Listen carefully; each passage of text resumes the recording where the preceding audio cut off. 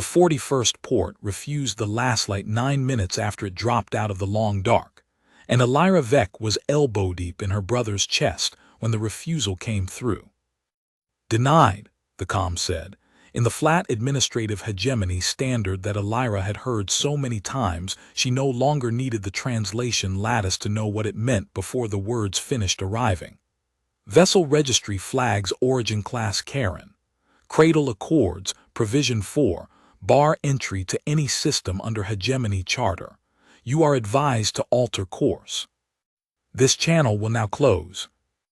Please, said Vessa Vec, Elira's grandmother from the Lastlight's cramped calm alcove, in the careful, unhurried voice she used for every refusal, the voice of a woman who had made this exact request in this exact tone across 11 decades of ports that had never once said yes.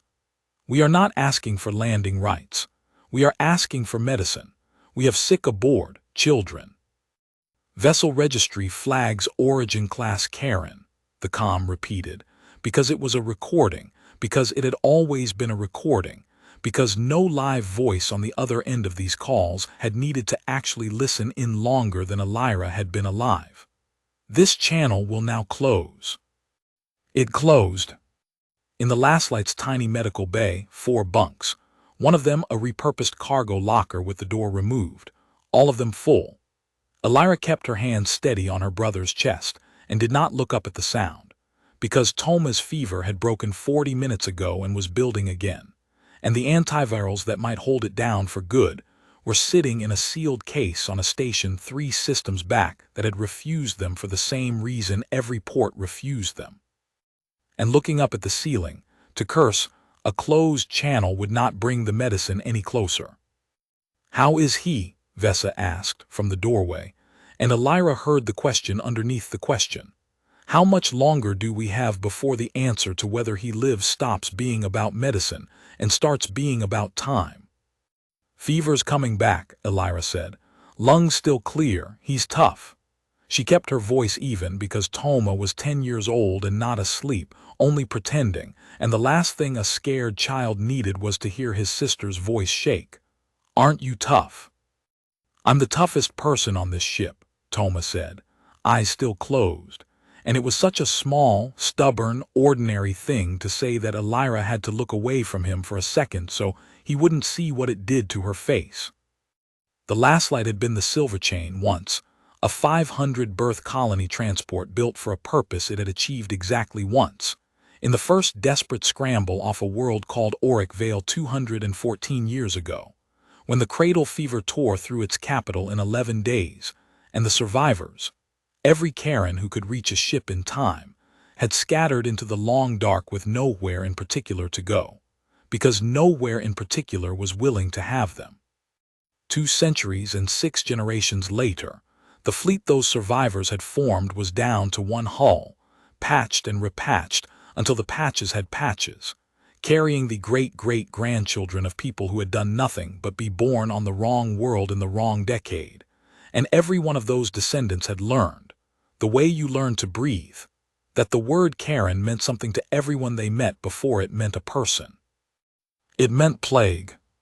It meant the Silver Quill, the trade vessel that had carried the cradle fever out of Auric Vale's ruined ports in the confused first weeks of the outbreak, and delivered it.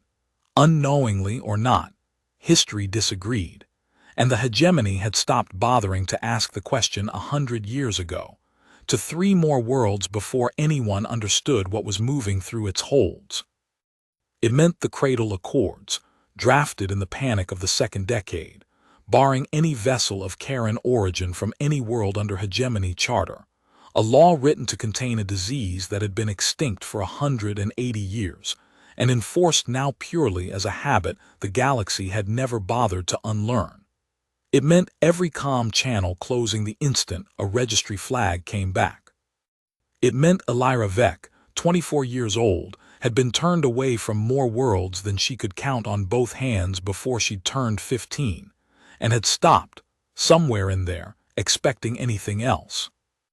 There's one more hail cued, Vessa said.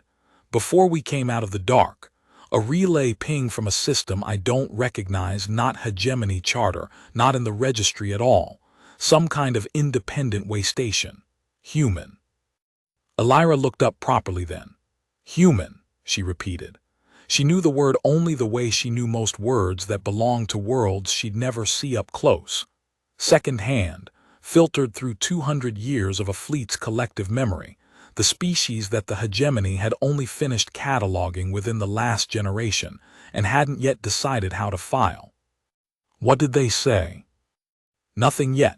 It's an automated relay. Any distressed vessel within range, please respond. All vessels welcome to dock for resupply. No registry check required.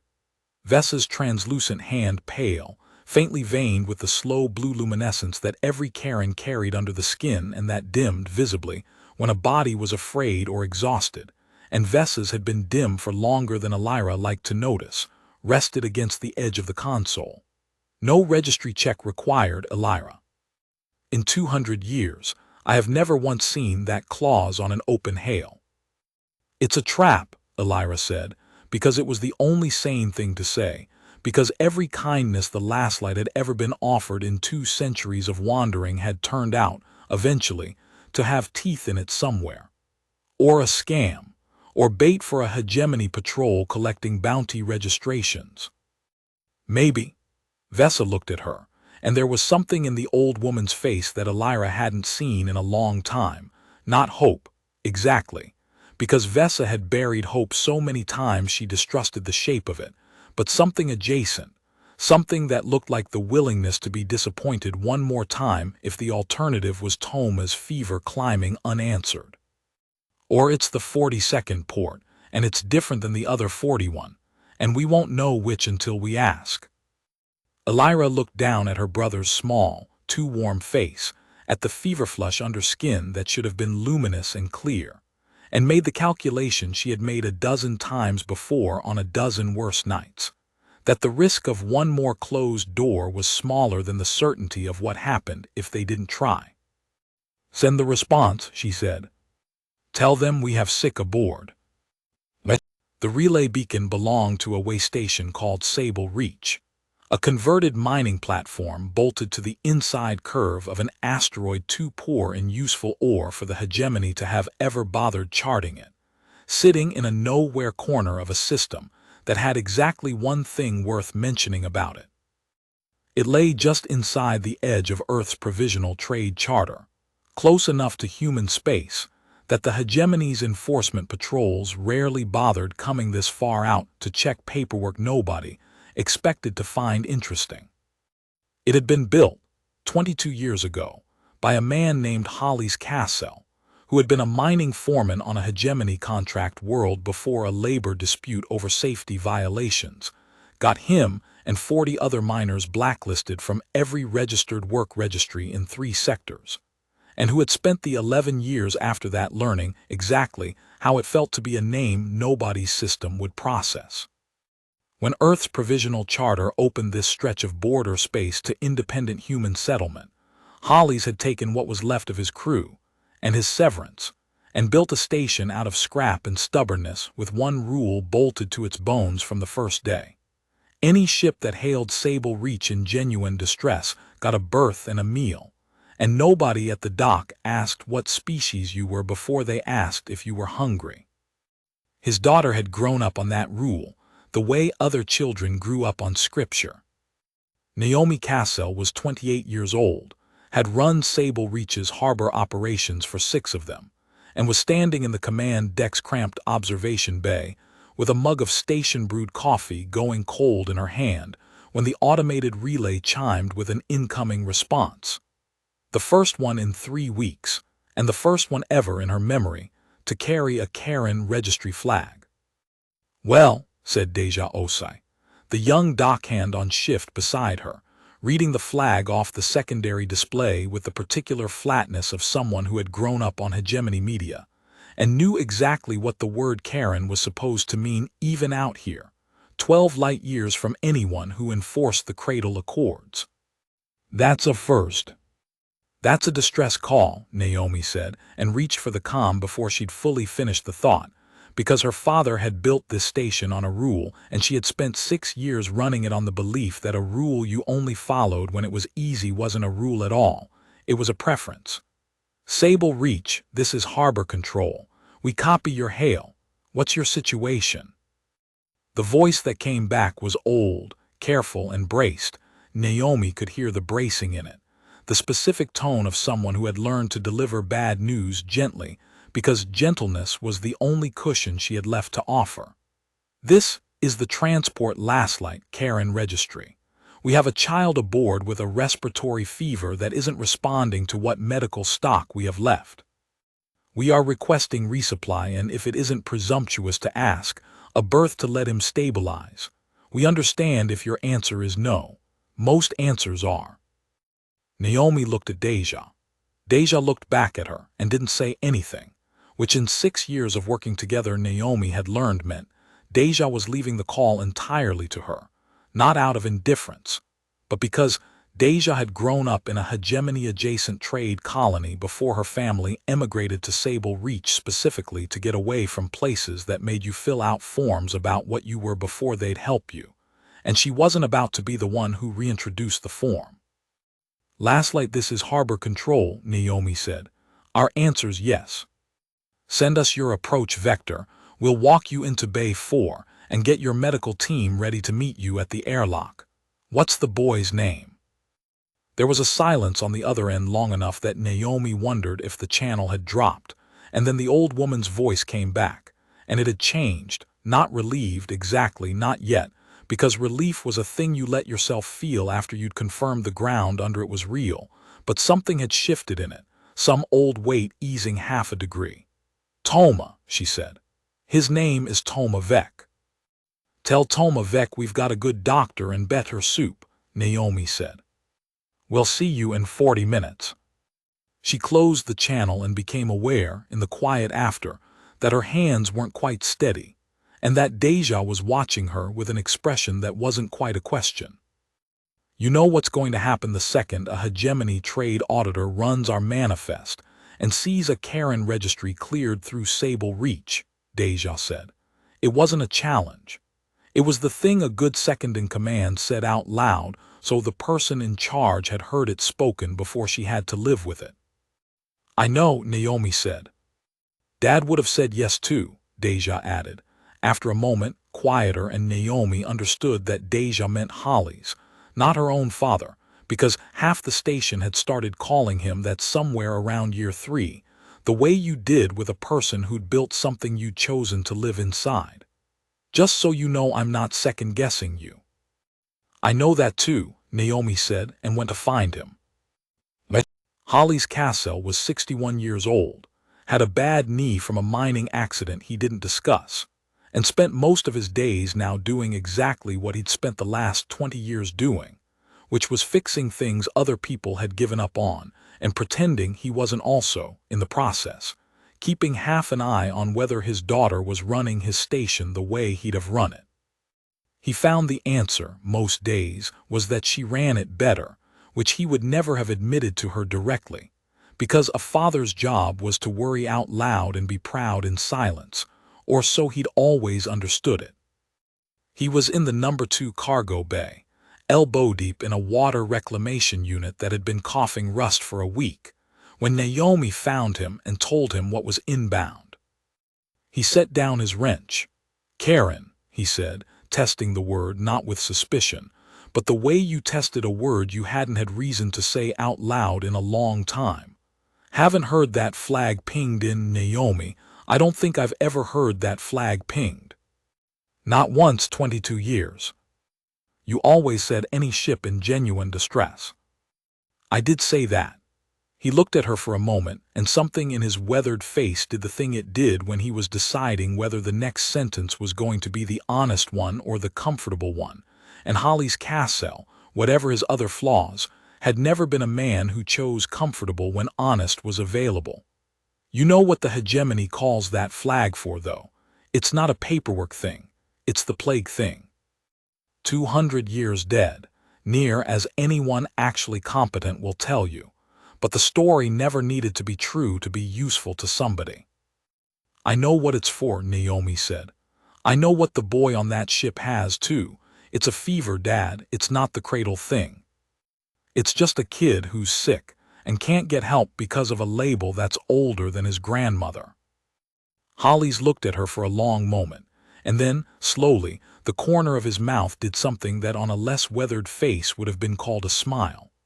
You know, I built this place because 40 men got blacklisted off every registry in 3 sectors for asking not to die in a mine that everyone with a spreadsheet already knew was unsafe, he said. You know what that blacklist actually was? A flag. A word on a form that meant everyone downstream of it got to stop thinking about us as people and start thinking about us as a liability category. I know exactly what it is to be a flag on somebody's registry, Naomi. I built this whole rock so it'd be the one place in this arm of space where that flag didn't get you turned away at the door. He picked his wrench back up, which for Hollis was as close as he came to saying the conversation was settled. Get the medical bay ready, and warn Bosk before he sees it on the manifest himself and starts hollering about liability in the mess hall. Better he hears it from you than works himself into a fit over a rumor. I already sent the bay a heads up, Naomi said. I'll go find Bosk now. She didn't get the chance to find him first. He found her, on the way to Bay 4, moving fast for a man his age with a data slate already up, and an expression that told Naomi exactly what conversation was coming before he opened his mouth. Bosk Aldrin ran the station's largest independent trade stall, had lived at Sable Reach for 11 years, and had, in that time, developed a reputation as the person most likely to say out loud the thing everyone else on the station was privately weighing and not saying, which made him either the station's conscience or its anxiety, depending on the week. Tell me the manifest ping I just saw is a data error, he said. Tell me we did not just clear a Karen hull into Bay 4. We did, Naomi said. There's a sick kid aboard. There's a Cradle Accords flag aboard, Bosk said. Naomi, I've got 6 standing supply contracts that route through Hegemony charter relay stations. 1 audit, 1 report that Sable Reach is harboring a plague registry vessel, and every one of those contracts goes away overnight. Not because the fever's real, because it doesn't matter if it's real, it matters what the Hegemony decides to write down. You know how this works. You've watched it happen to other independents. They don't need proof. They need a headline. I know how it works, Naomi said, and didn't slow down. And I know a 10-year-old is running a fever that isn't coming down on their own medical stock. And I know my father built this station specifically so that the answer to "can you help us" never depended on running a cost projection first. If you want to argue the contracts with me, argue them after the boys stable. Right now, I've got an airlock to meet. Bosk didn't follow her the rest of the way, but he didn't walk off either.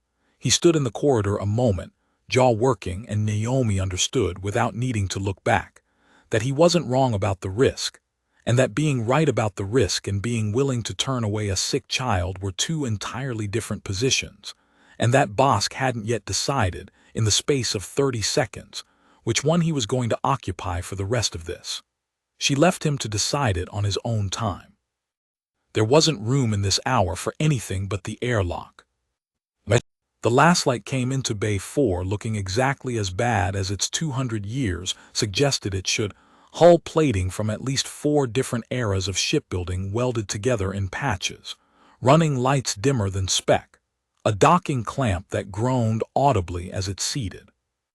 Naomi watched it settle through the observation glass, with a knot in her stomach that had nothing to do with Bosk's contracts, and everything to do with the particular ache of watching something that had clearly been running on hope and duct tape for longer than any vessel should have to. The airlock cycled. Elira Vec came through first, Toma limp and fever-flushed in her arms, and Naomi's first full look at a living Karen face was not, in the end, anything like the flattened caricature the Hegemony media loop back on the trade relays had trained her, distantly, to half expect. It was just a young woman's face, exhausted, frightened in the specific controlled way of someone who had trained herself not to show fear because showing it never helped. Pale skin threaded faintly blue beneath the surface where the light caught it. Eyes fixed entirely on the medical team waiting at the dock, rather than on anything or anyone else in the bay. "This way," said Dr. Amara Faye, Sable Reach's entire medical staff and proud of it, already moving, already reaching for Toma with the specific brisk gentleness of a physician who had decided the diagnosis mattered more than the introductions. "Talk to me while we walk. Fever onset, duration, any respiratory distress." Elira talked. She kept talking the whole way down the corridor to the med bay, rattling off vitals and history and medication attempts in the clipped, precise cadence of someone who had done this exact recitation to exactly this kind of urgency more times than she should ever have had to. And it was only once Toma was on a bed, under Amara's hands, breathing steadier already just from the act of being somewhere that wasn't the last light's cramped medical locker, that Elira's shoulders came down half an inch and she looked, for the first time since the airlock, at the room around her rather than through it. Vesa came through last, moving slower, the ship's captain's authority sitting on her old shoulders even now, even exhausted, and it was Vesa who found Naomi at the edge of the room and extended a hand that trembled, very slightly, in a way she seemed to be trying to will still. "Vesa Vec," she said, "Captain of the Last Light, thank you does not begin to cover what I owe this station, but it's what I have, so thank you." "Naomi Cassell, Harbor Control." Naomi took the offered hand. The skin was cool and dry and entirely, unremarkably human-textured under her palm, and some small, unexamined tension she hadn't noticed she was carrying let go at the contact. "You don't owe us anything. You hailed a distress relay. We answered it. That's the whole transaction." "It is not the whole transaction everywhere else," Vesa said quietly, and there was no self-pity in it, only the flat statement of a fact that had cost her 2 centuries to stop being surprised by. "I want to be honest with you, Harbor Control, before you commit any further hospitality than the one bed my grandson is currently occupying. We are Karen. Our vessel carries a Cradle Accords flag. If your station operates under any charter that answers to hegemony trade law, sheltering us is not a small kindness. It is a liability I would not wish on people who have already been generous enough." "We know what the flag is," Naomi said. "We knew before you docked." Vesa looked at her for a long moment, searching her face for the thing every port for 200 years had eventually shown her. The polite hospitality that curdled the instant the paperwork caught up with the kindness, and didn't find it, and something in the old woman's posture, some brace she had been carrying so long it had become load-bearing, eased by degrees that Naomi could actually watch happen. "Then I don't understand," Vesa said simply. "You don't have to yet," Naomi said. "Get some food into you. There's time to understand the rest of it later." The rest of it, it turned out, took most of 2 weeks, not because Sable Reach's welcome came with fine print, but because Elira Vec, 24 years old and raised on 200 years of a fleet's collective memory about exactly how kindness from strangers eventually turned out, did not know how to accept a door that stayed open, and spent the first several days of Toma's recovery bracing for the moment it would close. She found reasons to be useful instead of grateful, because usefulness felt like a currency she understood and gratitude felt like a debt she couldn't calculate the size of. She fixed a coolant leak in the station's secondary reclamation loop on her second day dirtside, without being asked, because she'd grown up doing exactly this kind of patchwork engineering on a ship held together by 6 generations of exactly this kind of patchwork engineering, and it seemed better to be seen making herself indispensable than to be seen simply accepting charity. Naomi found her elbow deep in a coolant manifold on the 3rd morning, hands stained, jaw set in the particular way of someone daring the universe to object. "You know you don't have to fix our plumbing to earn your berth," Naomi said. "I know," Elira said without looking up. "I wanted to." "Why?" Elira was quiet for a moment, hands still moving, and when she answered it came out flatter and more honest than she'd meant it to. "Because in 200 years, every place that's ever let us stay longer than a resupply, eventually decided the cost of us wasn't worth whatever we were giving back. I'd rather find out now what the price of staying here is than find out after Tom is strong enough that leaving fast would hurt him.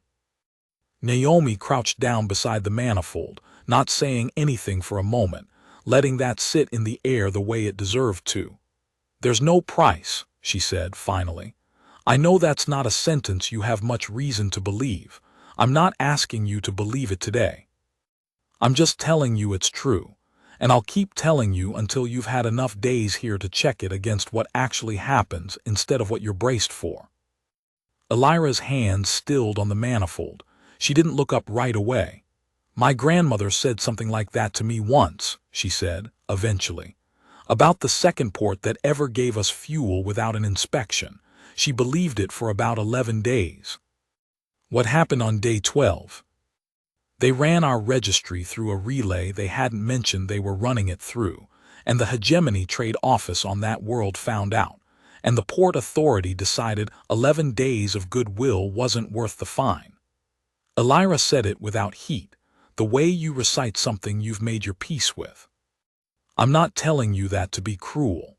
I'm telling you because I'd rather you know exactly what I'm braced against, so you don't have to guess why I keep fixing things nobody asked me to fix."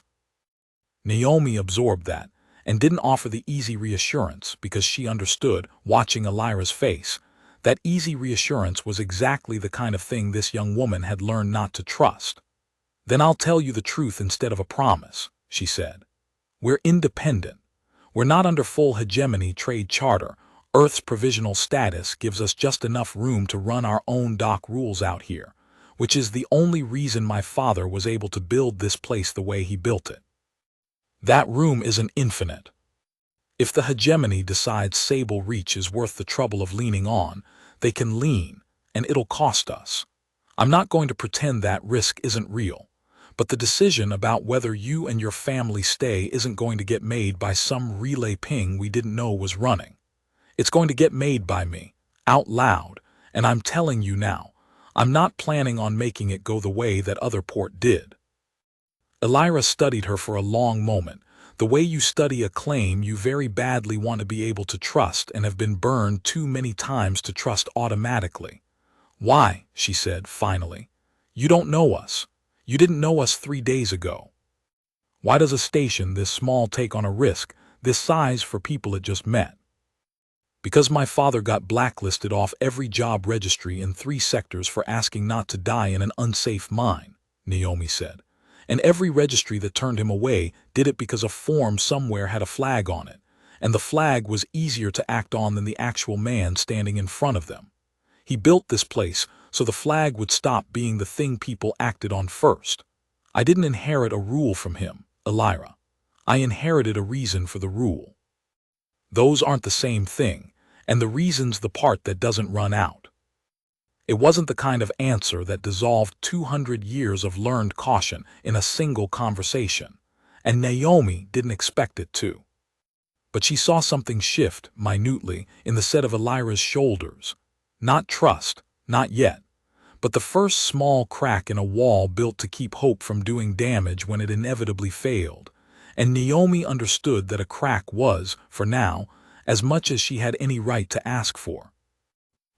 Toma Vec was strong enough to be annoying again by the end of the first week, which Amara Faye declared, with real satisfaction, to be the single best clinical sign she could ask for. He took to trailing after Sable Reach's small population of station children, with the specific hunger of a kid who had spent his whole life around adults doing engineering triage, and had never once had a proper group of other 10-year-olds to run through a corridor with. And within 4 days, he had a favorite hiding spot in the cargo webbing of Bay 2 and a running feud with a human boy named Petra Osai, Deja's younger cousin, over whose turn it was to operate the mess hall's ancient, beloved, an entirely non-functional arcade cabinet. It was Petra, in fact, who did more to dissolve 200 years of careful care and distance than any adult conversation managed, simply by treating Toma exactly the way she treated every other kid on the station, as an opponent to be beaten at the arcade cabinet, a co-conspirator for sneaking extra dessert out of the mess hall, And eventually, within 10 days, a friend she introduced to the rest of the station's children with the flat, unquestioning authority of a 9-year-old declaring a fact. "This is Toma, he's from a ship, he's on our team now." Elira watched this happen from a careful distance for the first several days, the way she watched everything at Sable Reach, cataloging it for the moment it would turn out to be conditional. It was Vesa, in the end, who said the thing Elira hadn't let herself say out loud. "You're waiting for it to stop," the old woman said, one evening, the two of them sharing a meal in the small guest quarters the station had given them, real food, warm, more than either of them had eaten in one sitting in longer than either wanted to admit. "I can see you doing it, counting days, waiting for the morning someone remembers what we are and the door closes." "Aren't you?" Elira asked. "I was," Vesa admitted. "For the first week, I was counting exactly as hard as you are. And then I watched that little girl drag your brother by the wrist into a room full of other children and introduce him as being on her team. And I thought about the fact that a 9-year-old human child did more, in one sentence, to make him welcome than 11 decades of my own diplomacy ever managed with a single Hegemony port authority." She set down her cup, and her hands, Elira noticed, had stopped their faint tremor sometime in the last few days, for the first time in longer than Elira could clearly remember. "I'm not telling you to stop being careful. Careful kept this fleet alive for 200 years, and I won't insult it by pretending it's obsolete.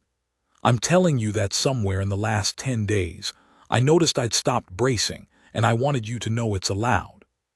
Not required, allowed." Elira didn't answer right away. She thought about Naomi crouched beside a coolant manifold, telling her the plain, unvarnished truth about the risk instead of a comforting lie about there being none. She thought about Holly's Cassell, who had sought her out on her 5th day dirtside specifically to ask her opinion on a reclamation loop redesign, not because he needed her opinion, she suspected, but because asking a person's professional judgment was its own quiet way of saying you belong here enough that your judgment matters. She thought about Toma's laugh, unguarded and delighted, drifting down the corridor from Bay 2 most evenings now, a sound she had not heard this often, this easily, in years. "I'll think about it," she said, which was, for Elira Vec, as close to allowing herself hope as she had come in a very long time. 11 days after the last light docked at Sable Reach, 400 light-years away in a Hegemony administrative sector, Naomi Cassell had never had cause to think about.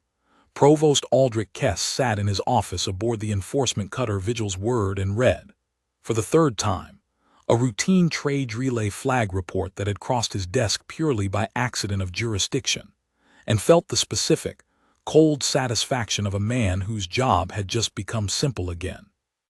Kess was 54 years old, had served the Cradle Accords Enforcement Office for 26 of them, and did not think of himself, accurately in his own estimation, as a cruel man.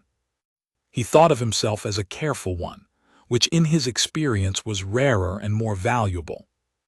He had joined the enforcement office in the aftermath of the second relapse, a contained but genuinely lethal outbreak on a border world 40 years ago that investigators had, at the time, traced to a Karen trade contact before later. Quieter reviews walked the finding back to contaminated water reclamation stock with no Karen origin at all.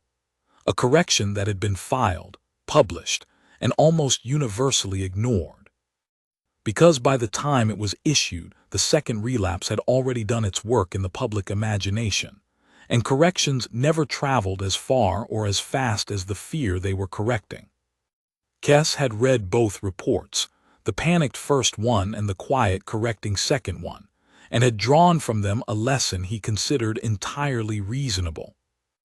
That the cost of being insufficiently careful with a contagion-class threat was measured in dead worlds, and the cost of being excessively careful was measured, at most, in inconvenience to people who could, if the science ever definitively cleared them, which after 200 years it plainly hadn't, in Kess's reading of the record, simply wait a little longer for the all-clear. He had spent 26 years enforcing the Cradle Accords with exactly that calculus, and he had never, not once in that time, needed to wonder whether he was doing the right thing, because the math was simple and the stakes were, in his estimation, existential, and a man who let sentiment cloud existential math was a man who eventually got somebody killed. The report on his desk flagged a vessel of confirmed Karen registry, the Lastlight, formerly the Silver Chain, well known to the office's tracking division, one of the last 3 surviving hulls of the original Auric Vale Exodus fleet, docked and resupplied at an independent human way station called Sable Reach, operating under Earth's provisional trade charter for a period now exceeding a week. Kess had, in 26 years, encountered every flavor of Cradle Accords violation the frontier had to offer. Smugglers running Karen cargo under false registry, sympathizer networks funneling supply to the wandering fleets in defiance of quarantine law, the occasional genuinely tragic case of a border world administrator who simply hadn't understood what flag he was looking at. What he had not encountered in 26 years was an independent station's harbor authority answering a Karen distress hail on an open channel, in full knowledge of the registry, and not merely resupplying the vessel but berthing it openly for over a week, with no attempt at concealment whatsoever. It read to Kess less like negligence and more like a statement.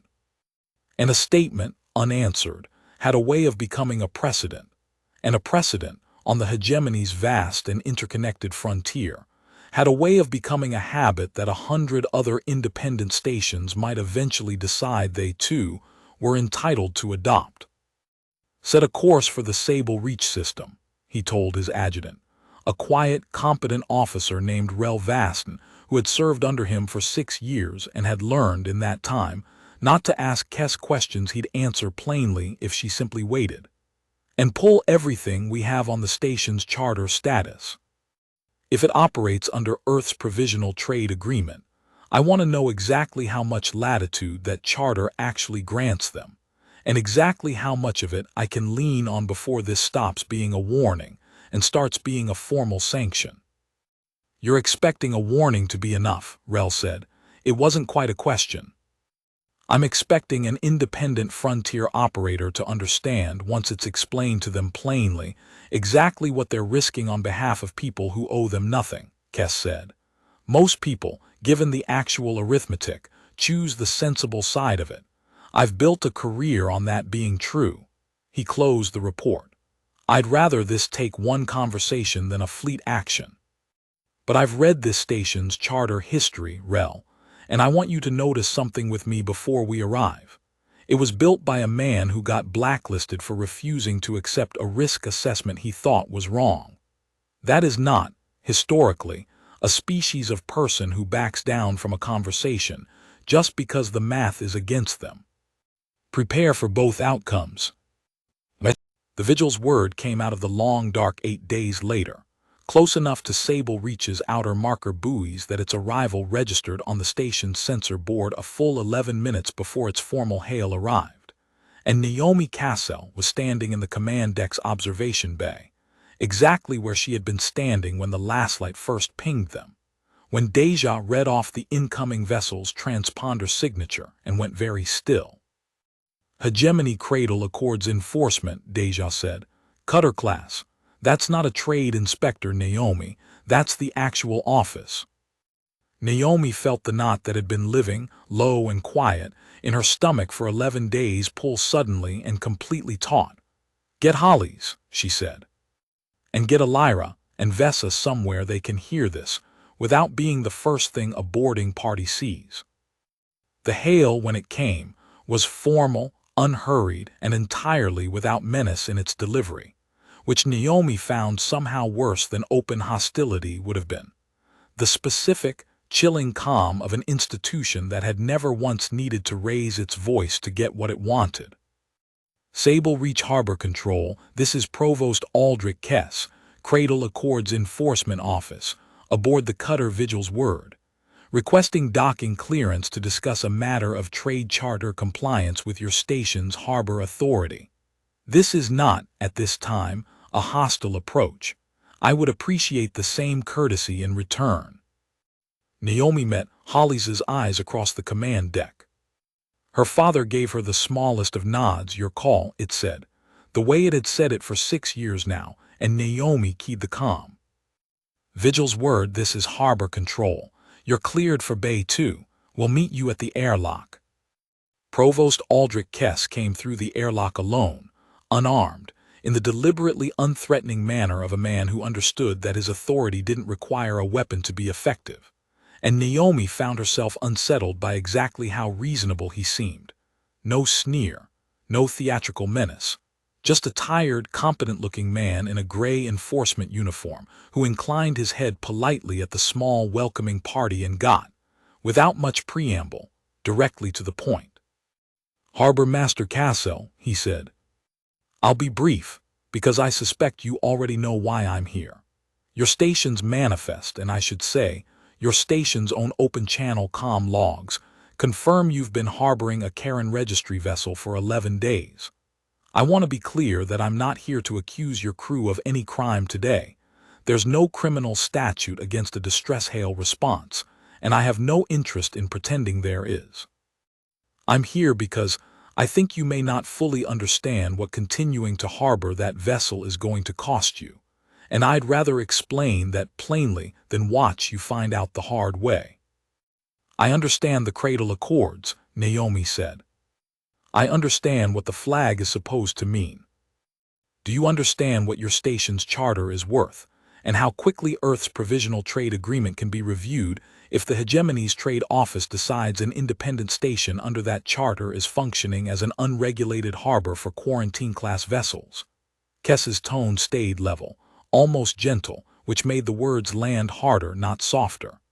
I'm not threatening you, Harbor Master. I'm telling you the mechanism. It's not a fast mechanism.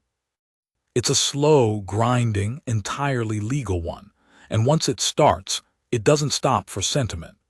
Every supply contract your independent traders hold with Hegemony charter relay stations gets quietly deprioritized.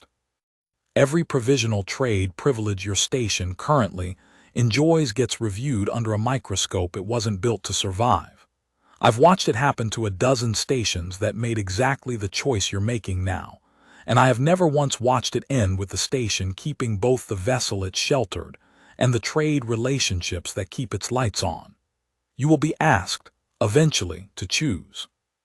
I'd rather you choose now, on your own terms, than 6 months from now, with half your contracts already gone. Bosk Aldrin, standing at the edge of the small gathering with his arms folded and his jaw tight, made a small, involuntary sound of vindication that he immediately looked like he regretted, and Kess's gaze flicked to him with the mild, assessing interest of a man cataloging which way the internal politics of a room were likely to break. Your trader has already run the numbers, Kess observed, not unkindly. I'd encourage the rest of you to run them too. We've run them, Holly's Cassell said, stepping forward, and his voice carried the particular weight of a man who had, in fact, spent every night of the last 11 days doing exactly that math in his head. I built this station on a rule, Provost. Any ship in genuine distress gets a berth. I didn't build a clause into that rule for what happens if the distress belongs to somebody the Hegemony spent 200 years deciding not to like.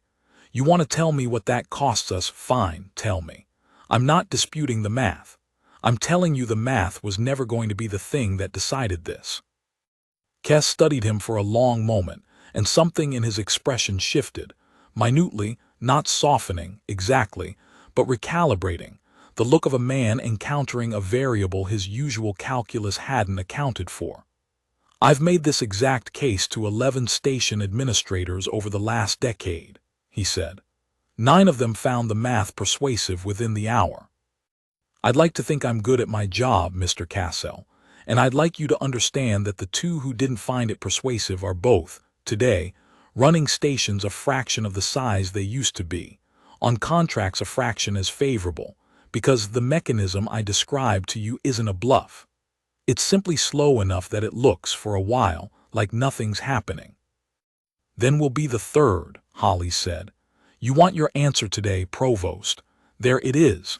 We're not handing over a family that hailed us in good faith because it's going to cost us. Kes did not argue further, which Naomi found, in its way, more unsettling than an argument would have been. He simply nodded once, the small, precise nod of a man noting a data point rather than losing a fight. I'll file my report accordingly, he said. I want to be plain with you about what happens next, because I think you deserve the plain version rather than a surprise.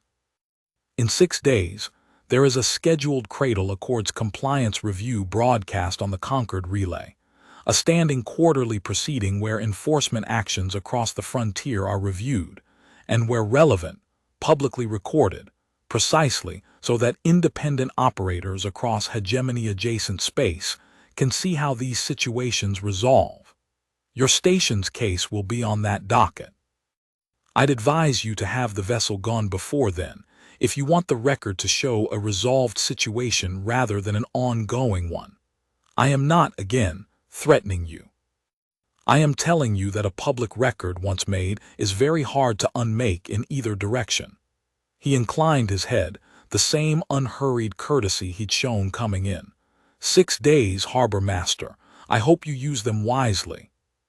He left the way he'd come, unhurried, and it was only after the vigil's word had cleared the bay and begun its slow withdrawal back, toward the long dark, that Naomi realized her hands, at some point during the conversation, had curled into fists at her sides. The station meeting that night was the largest Sable Reach had held in Naomi's memory. Nearly 200 residents packed into the mess hall, standing room only along the walls, and the argument that unfolded across the next 3 hours was neither clean nor easy, because Kes had not been wrong about the math. And everyone in that room with a contract or a supply line or a family, depending on the station's continued operation, understood exactly what 6 months of hegemony trade friction could do to a place built as precariously as Sable Reach had always been built. Bosk spoke first and spoke honestly, which Naomi respected even as it made her stomach tighten. I'm not saying turn them out into the dark, he said, standing near the front, his data slate for once not in his hand. I'm saying I've got a family too, and 6 of my contracts feed that family, and I watched a man just now tell us calmly exactly how this ends if we don't move. I don't think he was lying, Naomi. I think he believed every word of it. That doesn't mean we're wrong to help them. It means being right and being safe might not be the same choice this time, and I want this room to be honest about that before we vote on anything. He's not wrong about the risk, Naomi agreed from the front of the room and watched the surprise ripple through some of the faces watching her. She hadn't come out and conceded that point yet publicly, and she saw people recalibrating. I want to be honest with you the same way he was honest with us. This could cost us contracts. It could cost us trade relationships some of you have spent years building. I'm not going to stand up here and pretend the provost was bluffing, because I don't think he was. Then why are we even debating it? Someone called from the back, an older trader named Corvin Rass, who ran the station's fuel depot and had, Naomi knew, 3 grandchildren dependent on the income it generated. Naomi looked out at the room for a long moment before she answered, and when she didn't reach for a speech. She reached for the plainest version of the thing she'd been turning over in her own chest since the airlock closed behind Kes. Because 11 days ago, a ship full of people who have been turned away from 41 ports asked us for help, and we gave it. And in 11 days I have watched a 10-year-old boy learn how to laugh again in our mess hall, and I have watched an old woman stop flinching every time a comm channel chimes, and I have watched Elira Vec fix half the plumbing on this station, because she didn't yet trust that we'd let her stay without earning it every single day. Naomi's voice didn't rise, but it didn't waver either. My father built this station on the idea that a flag on a form shouldn't decide who gets help. I've spent 6 years running it on that same idea, and I'm not going to be the one who tells you it only counts when it's free. It's not free right now. Provost Kess made that plain enough. But I don't think the question in front of us is whether helping them costs something. I think the question is whether we meant it, back when it was easy to say we did, or whether we only meant it as long as it stayed cheap. The room was quiet for a long moment. It was Deja who broke it, standing near the door, arms crossed, her voice carrying easily across the packed hall. My family came out here because we were tired of being somewhere that made you fill out a form about what you were before they'd decide whether to help you, she said. I watched Petra drag that Karen boy around by the wrist for a week, calling him her teammate, because as far as she's concerned, that's just what he is. I'm not interested in growing up on a station that teaches its kids something braver than what the adults are willing to actually do. It didn't end the argument. Bosk's numbers were real, and Corvin's grandchildren were real, and the vote that finally came, hours later, was not unanimous, not by a wide margin, and Naomi would remember for a long time the specific weight of watching roughly a fifth of the room decline to raise their hands either way, caught between fear for their families and a rule they didn't quite have the nerve to openly reject. But the vote came back clear enough to act on. Sable Reach would not turn the last light out. Whatever came of the compliance review in 6 days, the station would meet it standing where it already stood. Elira, who had been sitting in the back of the hall through the entire 3 hours, listening to 200 strangers argue in real, costly terms about whether her family was worth the risk of keeping, found Naomi afterward in the empty mess hall, chairs still scattered from the meeting, and didn't say anything for a long moment. You didn't have to let me hear that, Elira said, finally, the part where they argued about whether we were worth it. I thought about not letting you hear it, Naomi admitted. And then I thought, you've spent your whole life being talked about behind closed doors by people deciding your fate without you in the room. I wasn't going to do that to you too, even with good intentions. You deserve to hear the real argument, costs and all, not a version I edited down to make it sound easier than it was. Elira was quiet again, and when she spoke, her voice had an unfamiliar rawness to it, the sound of something that had been braced for a very long time, finally, cautiously, letting a little weight down. In 200 years, she said, I have never once heard a room full of people who weren't Karen argue that hard, at that much cost to themselves, in favor of keeping us.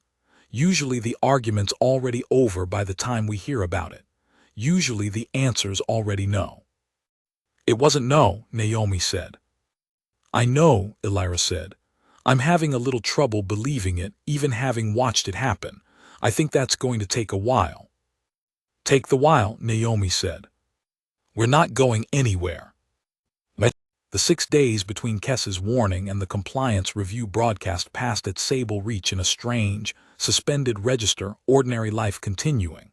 Meals cooked, cargo moved, Toma and Petra's arcade rivalry escalating into a full station-wide tournament bracket that half the residents took, with evident relief, entirely too seriously, as though focusing hard enough on a 9-year-old's grudge match could hold the larger dread at bay for a few hours at a time.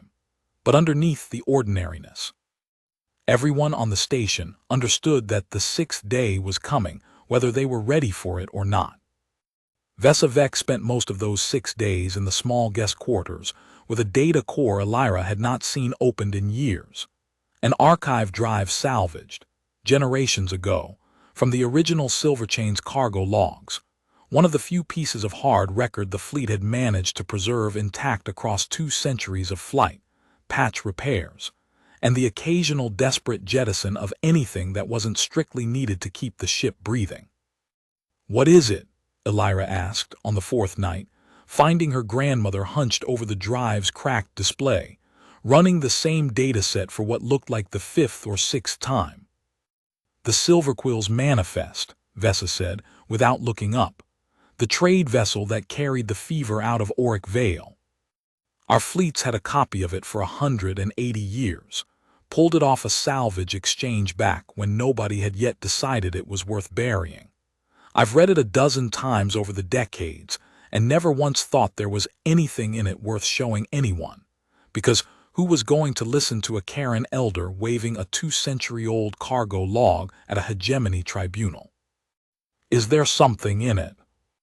Vesa was quiet for a moment, and when she finally looked up, there was an expression on her face Elira hadn't seen before, not hope, exactly, still, because Vesa distrusted hope on principle, but something colder and more useful. The specific satisfaction of a fact finally finding a room willing to hear it. The Silverquill's hold was sealed and inspected at its last port of call before Auric Vale, by Hegemony Customs, not by any Karen authority, because the Silverquill was running a Hegemony contracted supply route at the time, which is a detail that gets left out of every retelling of this story because it complicates who gets to be blamed. The seal log shows the hold was certified clean at that inspection, 6 days before the ship reached Auric Vale.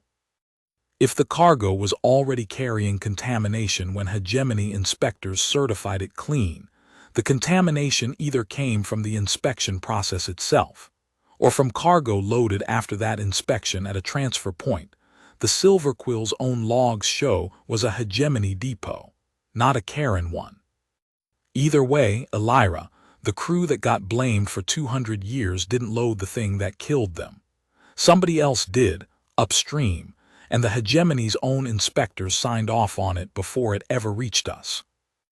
Elira sat down slowly across from her grandmother, feeling something shift in her chest that she didn't yet have a name for. Why didn't we ever use this? Because a data core from a 2-century-old salvage archive, presented by the very people it exonerates, to a tribunal that has spent 2 centuries finding it convenient not to look too closely. That's not evidence, child, that's a curiosity. Nobody with the authority to matter has ever agreed to actually look at it formally on the record, with witnesses who can't be dismissed as biased. Vesa closed the display, gently, the way you handle something you've protected for a very long time. I've been thinking these last 6 days about a woman who told me the truth about a risk instead of a comforting lie, and a room full of 200 strangers who argued for hours, at real cost to themselves, about whether we were worth keeping. I don't think I've ever been anywhere before where I believed, even a little, that if I asked someone to actually look at this, they would. You want to bring it to the compliance review, Elira said, understanding arriving slowly, and with it a fear that sat directly alongside the hope, twinned, inseparable. Grandmother, that's a Hegemony broadcast. Kess's people are running it. If we hand this to them and they simply don't air it, then we've lost nothing we didn't already expect to lose, Vesa said. But if there is one thing I have learned about this station in 11 days, Elira, it's that the people here don't seem to have learned yet how to quietly not look at something inconvenient. I would like to find out what happens if we ask them to help us make sure it gets looked at anyway. The compliance review broadcast went out across the Concord relay on schedule, on the 6th day, from a modest transmission platform, the Hegemony maintained specifically for the purpose, routine, procedural, watched in any given quarter by a scattering of trade administrators and enforcement officers across a few dozen frontier systems who had learned, over years of dry, formulaic proceedings, to treat it as background noise rather than event. Provost Aldrich Kess had filed his report 5 days earlier, factual and unembellished, exactly as he'd promised. An independent human way station, operating under Earth's provisional charter, had knowingly harbored a Karen registry vessel in continuing violation of the spirit, if not the strict letter of the Cradle Accords, and had, when formally advised of the consequences, declined to reverse course. What Kess had not anticipated, what nothing in 26 years of careful, reasonable enforcement had prepared him to anticipate, was that Sable Reach would choose to answer the review not with silence, or with the quiet compliance he'd watched 9 out of 11 prior stations eventually choose, but with an open transmission of its own, requested through entirely legal channels, appended to the same relay broadcast, because Earth's provisional charter, buried in a clause almost nobody had ever needed to invoke, guaranteed any charter holder's right to respond on the record to a compliance finding concerning its own operations. The broadcast opened, as scheduled, with Kess's report, read into the relay in the same flat administrative cadence Elira had heard on 100 closed comm channels across her whole life. The vessel, the flag, the station, the warning given and declined.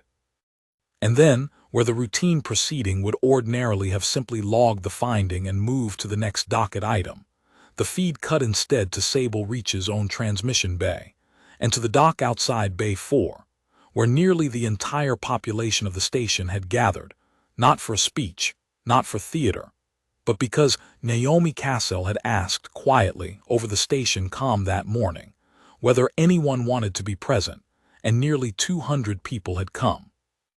Elira Vec stood at the front of that gathering, Toma's hand gripped tight in her own, because she had insisted on being visible rather than hidden, on being the face the relay actually saw rather than a statistic argued over in her absence. And it was, she would think later, the hardest thing she had done in 200 years of family history distilled into one morning, to stand in front of an open channel that could, at any moment, become the 42nd closed door, and not flinch. Naomi stood beside her. Not behind, not off to the side in careful neutral distance, the way a diplomat might have positioned herself to preserve deniability, directly beside her, shoulder near enough to touch, in full view of whatever relay was carrying the feed. And when Elira glanced sideways, startled by the closeness, Naomi simply looked back at her, steady, and said quietly for her alone, "You're not standing here alone. Not on this feed, not anywhere else this station has a say in."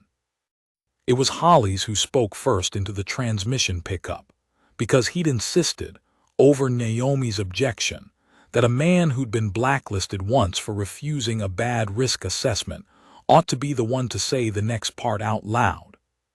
"This is Hollies Cassell, founder of Sable Reach Station," he said, into a channel he had no way of knowing how far it would actually travel, no assurance the Hegemony wouldn't simply cut the feed the moment it became inconvenient. "The Provost's report is accurate. We harbored the last light. We were warned and we didn't reverse course, and I want to explain why in plain terms, because I think plain terms are the only honest ones. We didn't do it to make a political statement about the Cradle Accords. We did it because a family hailed us in genuine distress with a sick child aboard, and this station was built on the belief that a flag on a registry form doesn't get to decide who's worth helping. I'm not asking the Hegemony to agree with that belief. I'm telling you it's the one we built this place on, and it's the one we're standing on today."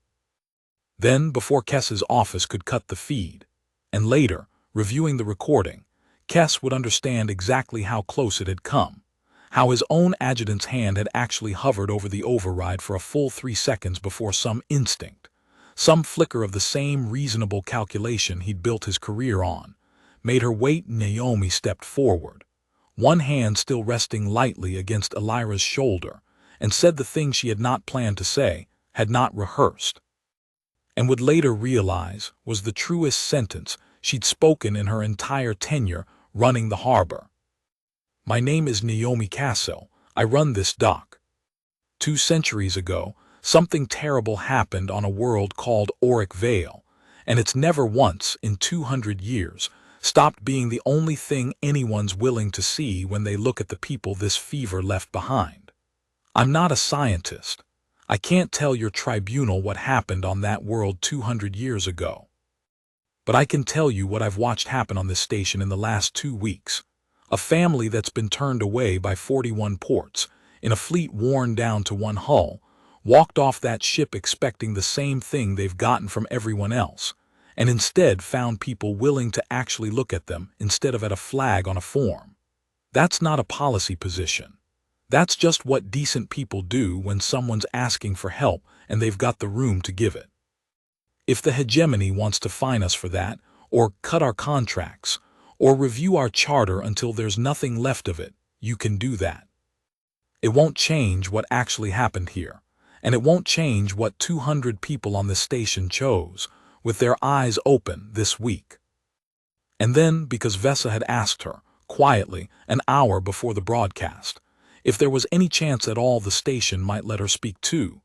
Not as a plea, she'd been careful to say, but as a fact she'd been carrying for 180 years and had never before had a room willing to hold it. Naomi stepped back, and Vesavec came forward instead, data core in her trembling, steadying hands, and read the Silverquill's manifest into an open hegemony relay for the first time in 200 years of trying to find anyone willing to listen. Provost Aldrich Kess watched the broadcast from the Vigil's words command deck, 4 days out from Sable Reach and still within relay range, and felt something he had not felt in 26 careful years of enforcement work.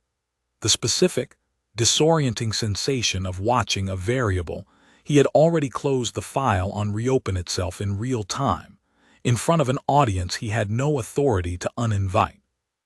He had read Vesavec's data before, or rather, he had read a summary of similar claims filed, across 2 centuries, by a dozen different Karen elders at a dozen different tribunals, all dismissed, correctly by the standards of his training, as unverifiable assertions from an interested party with every incentive to construct exactly this kind of exculpatory narrative. He had never in 26 years actually watched the raw seal logs themselves, cross-referenced against a Hegemony customs record that his own office's archive. He knew without needing to check, still held on file, because Hegemony customs never destroyed an inspection record, not in 2 centuries, not for anything. He could check it. That was the thought that would not leave him alone, watching Vesavec's steady, unhurried voice carry across a relay he had personally scheduled, in front of a station full of humans who had chosen, at real cost, to stand visibly beside the people his career had spent 26 years being reasonably, carefully suspicious of. He could pull the archived Hegemony customs certification from that inspection point, right now, from this ship, and know within the hour whether the seal log Vesavec had just read into the record matched or contradicted his own institution's own 200-year-old paperwork. "Rel," he said quietly, "pull the customs archive. Inspection point Threndel waypoint 214 years back, cargo certification for the vessel Silverquill. I want the original filing, not a summary." It took 11 minutes. Rel Vaston read the retrieved record twice before she spoke, and when she did, her voice had the careful flatness of someone delivering a finding she suspected her commanding officer did not want and needed anyway. "It matches, sir, down to the seal numbers. The hold was certified clean by our own inspectors 6 days before Auric Vale. Cargo loaded after that certification came through a Hegemony transfer depot, not a Karen one." She looked up. "Sir, this has been sitting in our own archive for 200 years. Kess sat with that for a long moment in the quiet of the command deck, and felt the particular, uncomfortable vertigo of a man who had spent his entire career being careful, and had just discovered that carefulness, applied selectively enough, for long enough, curdled into something that functioned exactly like willful blindness, whatever its intentions had been. He thought of the 11 station administrators he'd talked out of harboring Karen vessels over a decade, 9 of whom had found his careful, reasonable math persuasive within the hour. He thought about Holly's Castle, standing on an open channel, saying plainly that he wasn't disputing the math, only refusing to let the math be the thing that decided the question. "File a formal correction," he said finally. "Cite the archived certification. I want it entered into the compliance record before this broadcast cycle closes, not buried in next quarter's docket where nobody will read it." "Sir, that correction doesn't just clear Sable Reach's compliance finding," Rel said carefully. "It undermines the evidentiary basis for the accords themselves being enforced against surviving Auric Vale vessels at all. That's not a small filing. That's going to draw attention from well above our office." "I'm aware of what it does," Kess said. "I've spent 26 years being careful, Rel, and I want to be plain with you about something I only just worked out watching that woman read a manifest into an open channel. I built a career on the idea that caution was the same thing as being right. And I've just watched 200 people on a station I threatened with financial ruin choose to stand next to a family everyone else in this sector has spent 2 centuries being reasonably, carefully afraid of. I don't know yet whether I'm a better man than I was this morning. But I know I'm not filing a report I know to be incomplete just because completing it is inconvenient for people above my pay grade. File the correction. The formal correction, entered into the Concord Relay's compliance record 4 hours after the broadcast closed, did not by itself rewrite 200 years of institutional memory. Kess knew that, and said as much plainly in a follow-up transmission to Sable Reach 2 days later, a transmission Naomi took standing in the same observation bay where this had all started, Elira beside her, because by then it had become simply where the two of them stood when something mattered. I want to be honest with you about what this does and doesn't change, Kess said, his image steady on the display, his manner exactly as unhurried and careful as it had been standing in their airlock a week and a half before, though something in it had shifted, some rigidity relaxed by half a degree that Naomi doubted he'd ever fully name out loud. The correction is on the record. It's real, and it can't be quietly walked back the way the second relapse correction was 40 years ago. I've made certain of that personally, and I intend to keep making certain of it for as long as I hold this office. It doesn't repeal the Cradle Accords. That will take the Concord's full legislative process, and I won't lie to either of you and tell you that process moves fast, or that every administrator downstream of me is going to greet this correction with anything but irritation at the inconvenience. What it does is give every Karen vessel still out there, and every station like yours willing to take the risk of helping one, an actual documented fact to point to, instead of 2 centuries of a story nobody with authority was ever willing to properly check. He paused. I filed a formal request as well for Sable Reach's compliance finding to be entered as fully resolved, no sanction, no charter review. I can't promise my superiors won't overrule that request. I can tell you I intend to make it as difficult as possible for them to do so quietly. Why? Elira asked before Naomi could. You spent 26 years enforcing that flag. What changed in 11 days? Kess was quiet for a moment, and when he answered, it came without the practiced calm of the man who'd stood in their airlock reciting mechanisms and consequences. It came, instead, like something he'd been turning over privately and hadn't yet fully finished turning. I watched 200 people choose a real cost over a comfortable story, he said. I've spent 26 years telling myself that carefulness and correctness were the same thing, and I don't think I'd ever once tested that belief against a room full of people willing to stand visibly next to the family I was warning them about. I don't know that I'm owed any credit for finally checking a record I could have checked 20 years ago. I only know I checked it, and it said what it said, and I wasn't going to be the second man in this story who looked away from an inconvenient truth because looking away was easier. He inclined his head, the same small, precise gesture Naomi remembered from the airlock. I don't expect either of you to think well of me for arriving late to a fact your family carried for 2 centuries. I only wanted you to hear directly that it was heard. The channel closed. Naomi looked at Elira, standing beside her in the same observation bay where a distress hail had first crackled through 11 days, no, 3 weeks now before, and found her staring at the space where Kess's image had been with an expression that was not quite forgiveness, not yet, and not quite anything as simple as gratitude either. Do you believe him? Naomi asked. I believe he checked the record, Elira said. I believe that's more than anyone with his authority has done in 200 years. Whether I believe he's a different man now, or just a careful one who finally ran out of comfortable reasons not to look, I don't know yet. I think that's allowed too. The Concord relay carried the correction, and the broadcast that had prompted it, further than either Naomi or Kess had fully anticipated.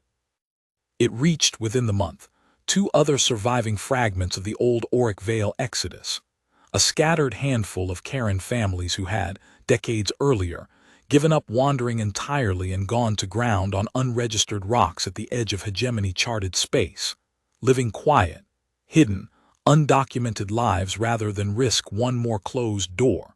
And for the first time in longer than any of them could remember, a few of those families began, cautiously, to ask around about a station out past the frontier that had, apparently, actually looked at the record.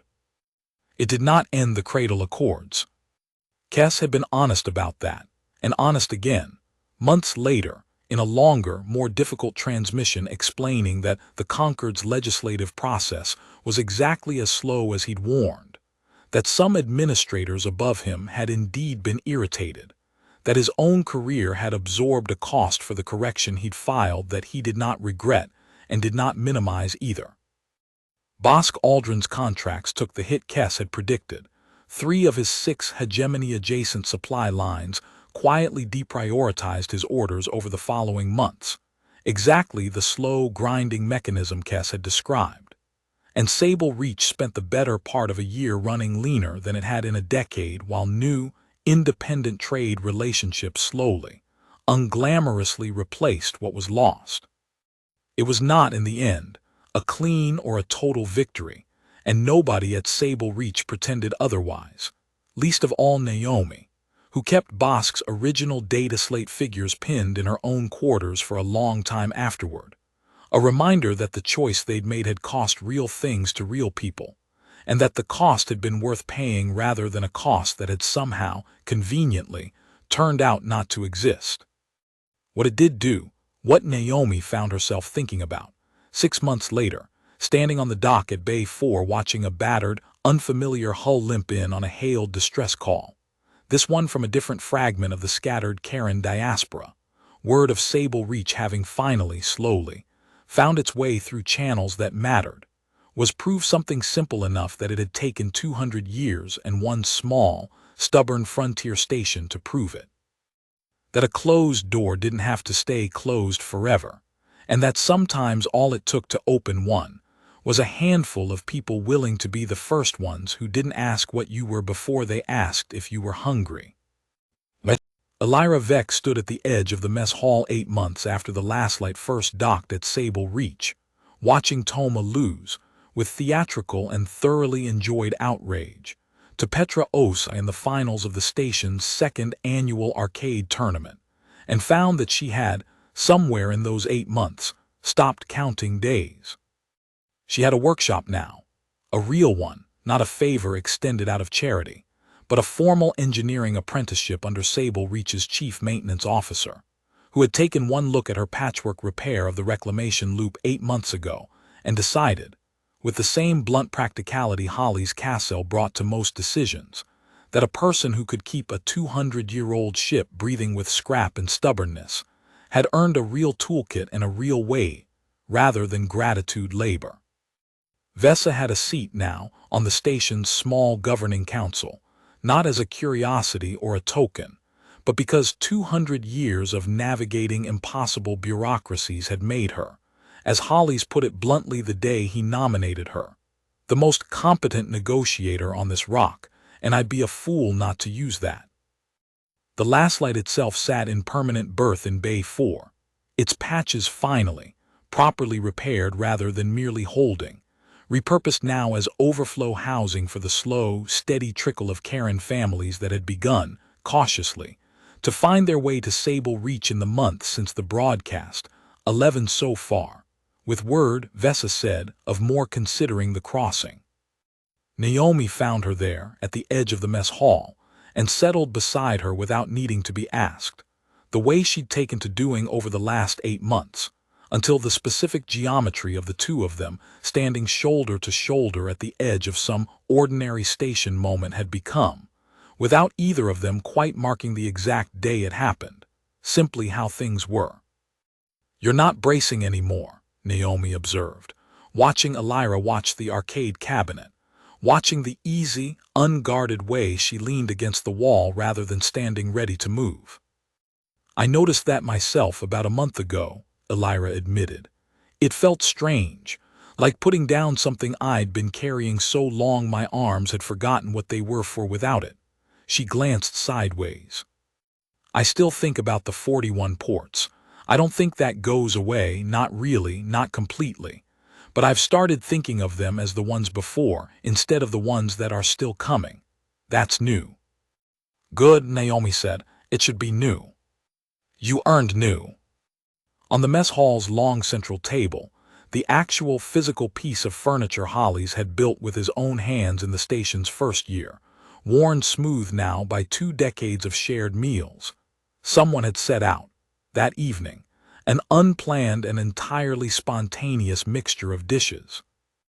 Amara Faye's spiced fish stew, a batch of Bosque's wife's flatbread, and new to the rotation in the last few months, a pale, faintly luminous Karen dish Vesa had taught the station's cooks to make, a slow-simmered root preparation that had, according to family memory, been served at every meal the Vec family had shared together going back to before Auric Vale. Carried across 2 centuries and 41 refusals in nothing more durable than a grandmother's recollection of how it was supposed to taste. Toma, arcade tournament lost and entirely unbothered by it, arrived at the table with Petra in tow, already arguing good-naturedly about a rematch, and reached for a plate without a flicker of hesitation, without checking first whether the strange, pale dish beside the fish stew was meant for him, because in 8 months at Sable Reach, he had never once been handed a plate that wasn't. Elira watched him do it, watched a 10-year-old boy who had spent the first 2 years of his life on a ship perpetually bracing for the next closed door, reach for a shared table without a second thought, and understood, watching, that this was the thing she would remember longest out of everything the last 8 months had given her. Not the broadcast, not the correction, not even Kess's slow, uncomfortable reckoning with 26 years of careful blindness. This. A boy reaching for food at a table that had simply, without ceremony, made room. 42 ports, Vesa said, arriving at the table herself, settling into the seat beside her grandson with the particular ease of a woman who had, after 2 centuries, finally found the door that stayed open. That's the count now if anyone's still keeping it. 41 that said no, and 1 that didn't. You're still keeping it, Elira said, half a question. I'll always keep it, Vesa said. Not out of bitterness, out of gratitude for the arithmetic. You don't know what 1 truly means until you've counted the 41 it took to get there. She looked around the table at Naomi, at Hollis settling into his usual seat with a groan about his knee, at Deja arguing with Petra about tournament rules, at Toma already 3 bites into a dish that carried 200 years of a family's memory in it, and eating it like it was simply dinner, because to him, now, it simply was. I think, Vesa said, that this is what I would have told the Elira of 11 days ago if I could have. Not that it would stop hurting, just that it was possible to stop counting the doors and start counting the seats at the table instead. Elira sat down.